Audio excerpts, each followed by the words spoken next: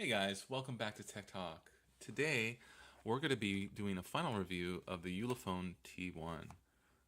If you've been a fan of my videos, then you know that we primarily do reviews of tech products like mobile phones, laptops, and tablets. And I don't really have a particular platform that I only use. I like Apple, Android, Linux, and Windows. But primarily, we're discussing Windows and Android devices for the most part. I was using an Apple product for a while, but now I've switched back to Windows. So, the Ulefone T1. It is a device that is made in China. Ulefone is a Chinese manufacturer of smartphones, and they have a pretty good following, and they're a pretty large manufacturer back in China. This particular device is pretty much a copy of the other Chinese manufacturer, OnePlus. OnePlus has been building some really cool phones for quite a long time. And some people love them and some people hate them, depending on their support and other issues. But for the most part, they've been a pretty popular independent Chinese manufacturer by providing a lot of high-end specs for a low-end price. And Ulefone is basically taking that kind of idea and lowering the price even further and simply copying kind of OnePlus's design uh, in a lot of different ways. So OnePlus was smart in the fact that they did not try to add 10 or 15 layers of UI elements on top of Android. They basically kept it real simple, real stock. And Ulefone, for the most part, has kept that same philosophy. Sorry, guys, it's a little slippery. So I'm going to put this back in the case so I can hold it better and show you the features of the phone. So it has a fingerprint reader on the front, has a 1080p 5.5-inch IPS LCD screen on the front. It has a 5 megapixel camera on the front with a flash. It has a multicolor LED indicator light on the front. On the back you have, whoops, I'm sorry guys, looks like I put that case on incorrectly, but that's an easy fix. So on the back we have our two cameras, a 12 megapixel and a 16 megapixel and a 5 megapixel with a dual LED flash on the back. The phone itself has an octa-core processor with 6 gigabytes of RAM, and it is a pretty fast device for the most part. Obviously, the OnePlus 5 came with a Snapdragon 835, which is a really fast processor. This comes with an MTK or a MediaTek processor. It's the Helio P25.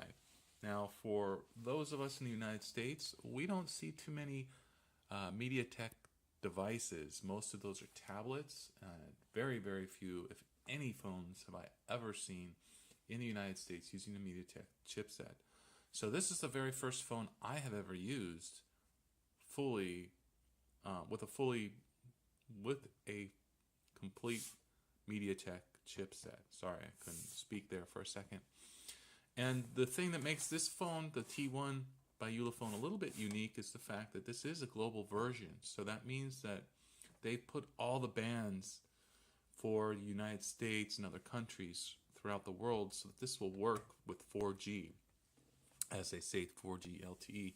And I get Volt on this with the T-Mobile network with no problem at all. It's got Android Nougat 7.0. It's unfortunate that they don't update to the 7.1.1. That's the problem with these budget devices, that you will never probably see any type of update ever at all. So you get what you get when you get it. That being said, other cheap budget devices do the same thing. ZTE, I'm looking at you. The Blade V8 Pro is stuck on Marshmallow, and it's never getting any kind of update. So, for the cost of this device, I got this on Amazon. You can get them from about $200 to $220 on GearBest, AliExpress, and Banggood. But if you want shipping that doesn't take 6 months to get here, you're going to spend another $30, $20 on the shipping. So that's going to make the total cost around $220 to $240, depending on where you get and what shipping options that you choose. So that for me was a little on the high end, but it was still respectable. I decided to look on Amazon because if I had a problem with the phone, I've had some issues with Chinese companies in sending the device back. So I thought, well, let me just try and get it through Amazon. They were a little more expensive, but they were having a sale. So I got the unit for $244 with all the fees included, and I got it within a couple days. So that was obviously much better service from Amazon, and the price wasn't that much different considering all of the costs. So if I were someone in the market for a new device, I would say this. Look, right now you're in a transition period. For all these Chinese manufacturers, they're gearing up to make their new devices. They won't be releasing those devices until the spring, earliest, most likely summer to late summer, even the fall. So all the new devices won't be coming out for a while. You're kind of stuck with what you got. But if you put too much money into what you're buying now, you're going to be on old hardware that's going to be updated this year. So my advice is not to get the best device. That's why I did not get a OnePlus 5T, for example. It has all of the features that I would want in a phone, but I just didn't want to spend that particular money on it because I know, well, just like everything, there's something new around the horizon. And in my opinion, I would rather wait for something new and spend my money on that and have something that can just get me through until that time. And that's kind of what I'm using the T1 and the Mi Max 2 for. Now, I may return this device depending on how good my Windows mobile phone is right now. But that's another whole story that I won't get into right now. So for you guys, if you're looking into a budget phone that doesn't feel like a budget phone, that performs way better than a budget phone, the T1's really good. The downsides to the T1 are warranty support is going to be non-existent. Updates are going to be non-existent. So in 6 months, this phone is going to be identical to what it is now. In a year, in 2 years, in 3 years, and so on, you get it. If some hardware flakes out on this, you're pretty much on your own. I'm sure there is a warranty from Ulefone, but how are you going to obtain service since they're not here in the United States? It's going to be difficult. So that is the issue with OnePlus, with some of the other companies. You have full warranty support. It may not be the best, but at least it's something. And that's something to factor in your choice. Also, the ZTE phone is warranted and backed here in the United States. So for a little bit, well, about the same price, you just get less specs on the ZTE model. You're getting warranty support. So if that's an issue for you, I would suggest that phone over this.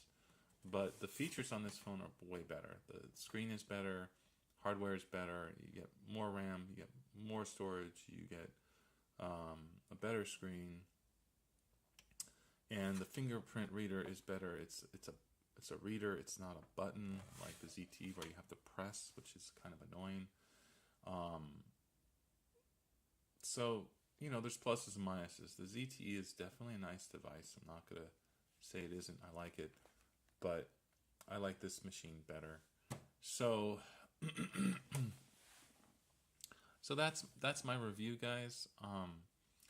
Ulefone T1 is definitely a good device. They have the new Power 3 out that is pretty exciting. It has a better processor than this device, but it's not going to work on the global 4G LTE bands. This is one of the few phones coming from China that really, really is compatible.